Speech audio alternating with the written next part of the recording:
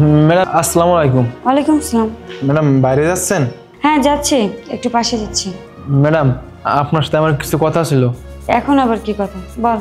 Madam আমার না ছোট একটা বাচ্চা আছে, তো ওই বাচ্চা এবার আবদার করছে কি জানেন, এই মাসে নাকি ওর একটা রিমোট কন্ট্রোলের কি একটা গাড়ি আছে, ওই গাড়ি নাকি কিনে দিতে হবে। ম্যাডাম আপনি তো ভালো করিয়া জানেন আমি মাসে যে টাকা বেতন পাই এই টাকা তোমার সঙ্গে চালাইতে গেলে সব খরচ হয়ে যায়, তারপরে এক্সট্রা কোনো টাকা আমার কাছে থাকে না। তাই যদি আপনি আমার কিছু টাকা অগ্রিম দিতেন আমার বাচ্চাটা আমি আল্লাহটা পূরণ করতে পারতাম। ম্যাডাম আমার কিছু টাকা অগ্রিম টাকা দেন না। অগ্রিম টাকা? আজকে মাসের কত তারিখ যে তুই আমার কাছে অগ্রিম টাকা চাচ্ছিস? তোকে যে মাস শেষে কত টাকা দেওয়া হয় না, ওটাও তোর সাত কপালের ভাগ্য। কি এমন কাজ করিস তুই? হ্যাঁ, মাস শেষে তো কারি কারি টাকা নিয়ে যাস, এখন আবার কায়দা করে বলছিস যে অগ্রিম টাকা লাগবে। হ্যাঁ এই তোর ছেলে কি নবাবের বাচ্চা যে রিমোট কন্ট্রোল গাড়ি রাখবে? রিমোট কন্ট্রোল গাড়ি কি কাজে লাগে? সাথে কি আর তোদেরকে ছোট লোক বলি? মানে তোদের অকাত এতটুকু, কিন্তু তোদের হাত থাকবে উপরের দিকে। কেন রে এত লোক কেন? ওইটুকু বাচ্চা আবার রিমোট কন্ট্রোল গাড়ি কি বোঝে? দেখছে জীবনে রিমোট কন্ট্রোল গাড়ি? হ্যাঁ নাকি নাম শুনছে? সব বুঝি, সব বুঝি আমি। তুই এখন এসব ইমোশনাল কথা বলছিস টাকা নেওয়ার জন্য। এই তুই কি মনে করছিস তোর এসব ভাওতা বাজে আমি কিচ্ছু বুঝবো না? হ্যাঁ কিচ্ছু বুঝবো না? আরে একটা জিনিস আমার মাথাতেই ঢুকছে না, গরিবের আবার কিসের খেলাধুলা? হ্যাঁ কাজ করবে, কাজ শিখবে, দুদিন পরে তো এগুলোই করবে, না হলে তো না খেয়ে মরবে, ফুটপাতে যেখানে সেখানে মুখ থুবড়ে পড়ে থাকবে। শোন তোকে একটা কথা বলি, তোর ছেলে ছোট আছে, এখন থেকে কাজ কাম শেখা, কোনো গ্যারেজে দিয়ে দে, না হলে কোনো ওই যে হোমে দিয়ে দে। ও হোমের খরচ তো চালাইতে পারবে না, একটা কাজ কর গ্যারেজেই দিয়ে দে, কাজ শিখুক, দুটো টাকা আসবে। এসব ফুর্তি না তোদের মতো ছোট লোকের মানায় না। ও ম্যাডাম আপনি এমন করে কেন কইতেছেন?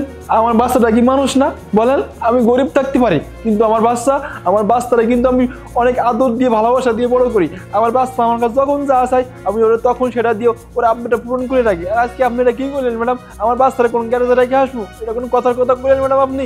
আরে একটা কথা ভাবুন তো ম্যাডাম, আজকে যদি আমার বাচ্চার জায়গায় আপনার বাচ্চা থাকতো তাহলে আপনি কখনোই কথা বলতে পারতেন?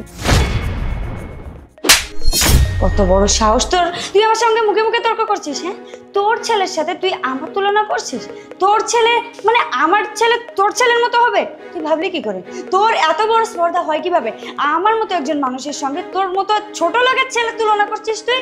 হ্যাঁ তোকে আর কোনোভাবেই ছাড় দেওয়া যাবে না।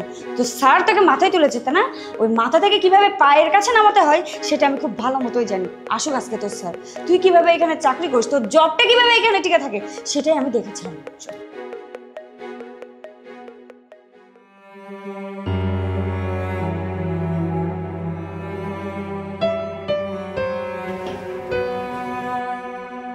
ভাই তোর মনে মেলা লাগছে তাই না? কি যে বলো ভাই, গরিবের জন্য এটা আবার কিছু হইলো?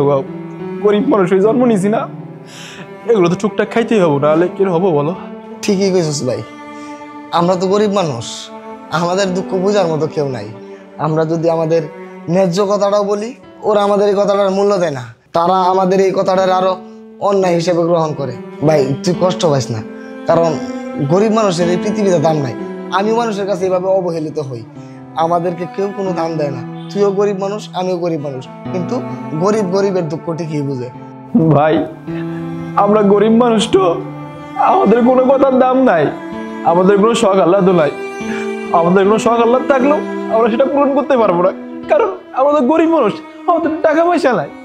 আমি কিন্তু ম্যাডামের কাছ থেকে কোনো টাকা সাহায্য চাইনি, আমি কি হয়েছি শুধু আমার যে টাকাটা বেতন দেন এই টাকাটা একটু অগ্রিম দেন, তাইলে আমি আমার বাচ্চাটার শখ আহ্লাদটা পূরণ করতে পারবো। কিন্তু ম্যাডাম আমার কোনো কথাই শুনলো না, আমাকে উল্টো পাল্টা কথা বললো, ও আমাকে মারলো, আমার বাচ্চাটাকেও নিয়েও যা নাই তাই বললো। আমি আমার পুরাটারে কথা দিয়েছি যে বাবা তুই যে করি হোক আমি তোর এই মাসে তোর একটা গাড়ি কিনে দেবো। এখন ভাই বলেন তো আপনি, আমি আমার পুরাটারে কি বুঝ দেবো বলেন? আমার তো আলাদা সাইডে কোনো ইনকামও হয় না, এখন আমি কি করবো বলো তো? আমার পুলার সামনে আমি মুখ দেখাইতে পারবো বলো ভাই? আর এই বিষয়টা আমি যখন ম্যাডাম সব বুঝাই খুলা খেলা কইলাম, ম্যাডাম আমার তো কোনো কথাই শুনলো না, আবার উল্টো গাড়ি থাপ্পড় মারলো। আসলে কি জানলেন ভাই, এই পৃথিবীতে না গরিব মানুষের কোনো দাম নাই। গরিব মানুষ কোথায় কি করে, কোথায় কি খায়, এটা কোনো দেখার বিষয় নাই। আমাদের সন্তানের কোনো শখ আহ্লাদ নাই, কারণ আমরা তো গরিবের ঘরে জন্মাইছি। ভাই তুই কষ্ট পাইস না, আর আমি তো 5 তলায় কাম করি, 5 তলায় কাম কইরা আমি অনেক টাকা জমাইছি, এখান থেকে আমি তোমার কিছু টাকা দেবো, ঠিক আছে? আর তার চেয়ে বড় কথা, তোমার তো পৃথিবীতে একটা বাচ্চা আছে, তোমার একটা সংসার আছে, আর আমার এই পৃথিবীতে কেউ নাই, আমি এতিম, আমার কেউ নাই। তাই আমি তোমার কিছু টাকা দিব, তুমি তোমার বাচ্চার লাগিয়া একটা গাড়ি কিনো, ঠিক আছে? না না ভাই, আপনি এটা কি করতেছেন? আমি কেন আপনার টাকা নিব? না না ভাই, আমি আপনার টাকা নিব না। আমি আপনার টাকা নিব কেন? তাছাড়া তো আপনিও তো ভাই বেশি বড় লোক না, আপনিও তো 5 তলায় কাম করেন ভাই।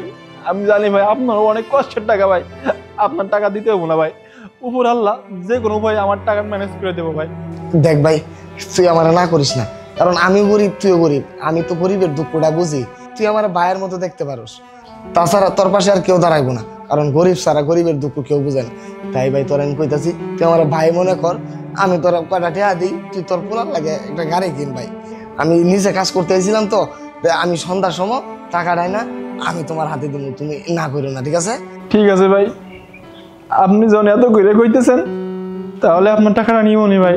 ভাই এটা কথা কই ভাই, আমার যে বাচ্চাটা আছে না, উপর আল্লাহর রহমতে আমি আমার বাচ্চাটা না লেখাপড়া শিখাইতেছি। আমি নিজে না খাইয়া আমার বাচ্চাটা লেখাপড়া শিখাই আসছি। আপনি দেখেন ভাই, আমার এই বাচ্চা একদম অনেক বড় অফিসার হইব, দেখেন ভাই। আল্লাহর কাছে আমি দোয়া করি তোর ফুলা অনেক বড় হইব, অনেক বড় একটা অফিসার হইব। আমি যাই গা, আমি আবার কাজ পেয়েছি তো, বসে আবার গালাগালি করবো, ঠিক আছে? আর আমি সন্ধ্যার সময় কিন্তু আসবো, ঠিক আছে? আমি যাই। আল্লাহ, এই দুনিয়া এখনো ভালো মানুষ আছে।